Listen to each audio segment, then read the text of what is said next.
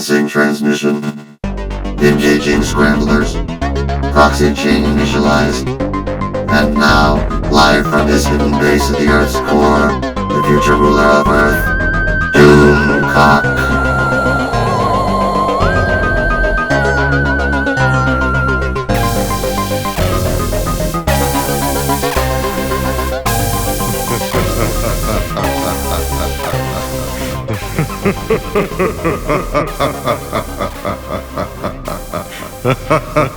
Disney has learned nothing, people.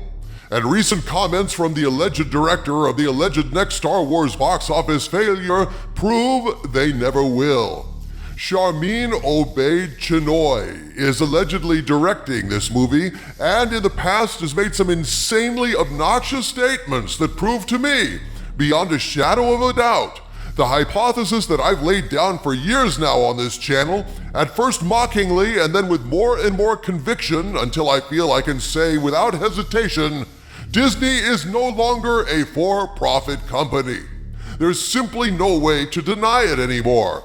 The Walt Disney Company has been taken over by members of some cabal that is actively hostile to Western civilization.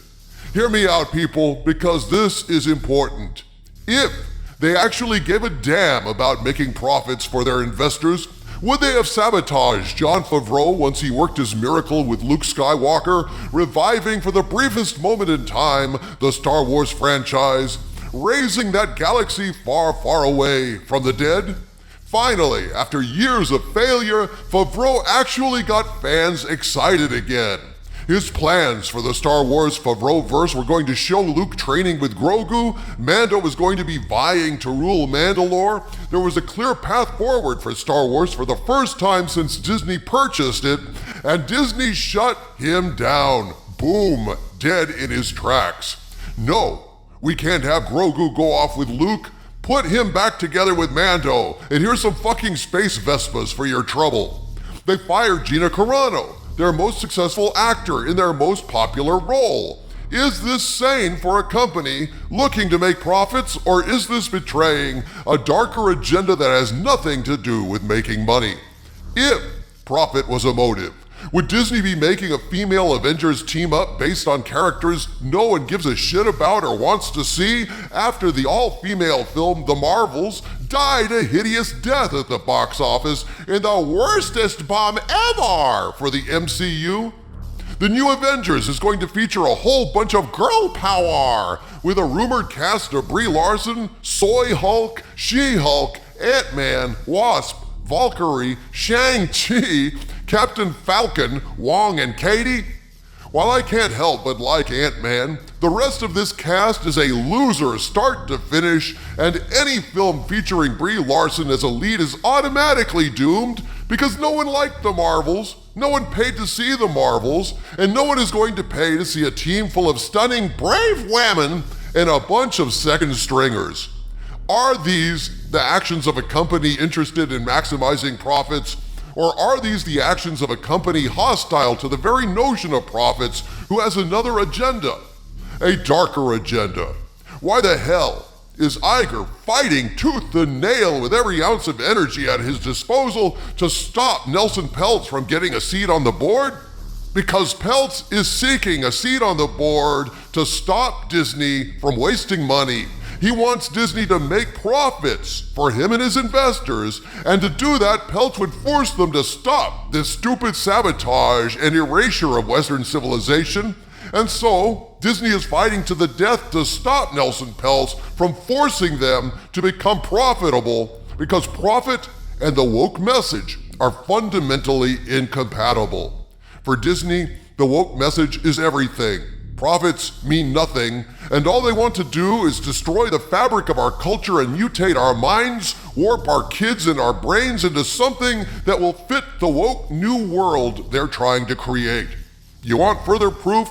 Let's look at what we've learned about the new Star Wars movie, and most particularly about its new feminist director. Sharmeen Obaid-Chinoy was on a panel where she discussed filmmaking and her career, and on that panel, this is what she had to say. Bear in mind, this is what the director of the alleged new Star Wars movie believes, and has as an aim. What is the balance of activating a force for change, but also trying to permeate that patriarchy, that power structure? And is that a part of the calculation of your art as well? And what's been the reaction to that? Oh, absolutely. I like to make men uncomfortable. I enjoy making men uncomfortable. Not you, just not you. Not you. Point taken, point taken. But, it is important to be able to look into the eyes of a man and say, I am here, and recognize that. And recognize that I am working to bring something that makes you uncomfortable, and it should make you uncomfortable because you need to change your attitude. And it's only when you're uncomfortable, when you're shifty, when you have to have difficult conversations, that you will perhaps look at yourself in the mirror and not like the reflection, and then say, maybe there is something wrong with the way I think, or maybe there is something wrong with the way I am addressing this issue. It's like Ruin Johnson all over again. She isn't interested in telling a good story. She doesn't care about including everyone. She just wants to make men uncomfortable. She gets off on it. And so obviously does Disney. Disney hates the male segment of their audience. Disney hates the half of their audience that votes in a way they disapprove of. In short, Disney hates any man with intact balls and brain cells who resists their woke world order brainwashing. Which means Disney is targeting about 20% of the population, and that's no way to make profits. Precisely, gentlemen. Her idiotic statements are further proof of the thesis I've been advocating for years now. Disney is not a for-profit company. They're the Ministry of Truth in 1984, destroying parts of the past that do not support their unnatural and hateful new woke order. And that's why Nelson Peltz is a mortal threat to their plans, and that's why they're fighting hard to carry on with the futile, destructive, and unprofitable effort to brainwash us all into thinking as they want us to think. Do you really think that they'd hire this idiot after she made all these comments mouthing off about alienating and dividing their potential audience yet again? The Star Wars audience has traditionally been primarily male, and all that they have done since they acquired Star Wars is systematically drive males away from the franchise. Is this a mistake? Hell no, it isn't a mistake, or they would have corrected it by now. No, my friends, for years and years, fans have been befuddled, if not outright stunned, by the irrational way the Walt Disney Company is behaving, actively and aggressively making the wrong choice for their investors time and time again. Disney isn't simply stupid, isn't simply woke for that matter, no. They are actively going out of their way to make projects that don't have a snowball's chance in hell of succeeding, and the reason for this is simple. They define success differently. Their aim is not to make profits, but to destroy the fictional icons of the past, to demoralize and scatter the old fans because the Disney company is inherently racist now, and the old fans are the wrong sex and the wrong color for their coming woke world order. Everything that Disney has done and everything that they're doing is intended and targeted to smash our culture, a culture these corrupt vandals view as problematic and deplorable, regardless of how much it hurts their own investors and bottom line. I think it's clear, and should be clear to investors, that Nelson Peltz and Ike Perlmutter are the only hope Disney has of ever making serious profits again. Straight up, dude. I guess that's why Iger is fighting so hard to stop him, because shit like this wouldn't work on Peltz's watch.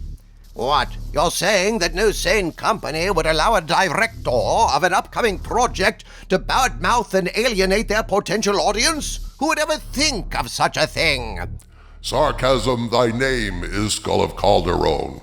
No, my friends, I think it's painfully clear now that Disney's new Star Wars Ray project is going to be yet another spectacular bomb in a series of spectacular bombs, and this proves to me that Disney's woke world order is everything and profit to them is nothing.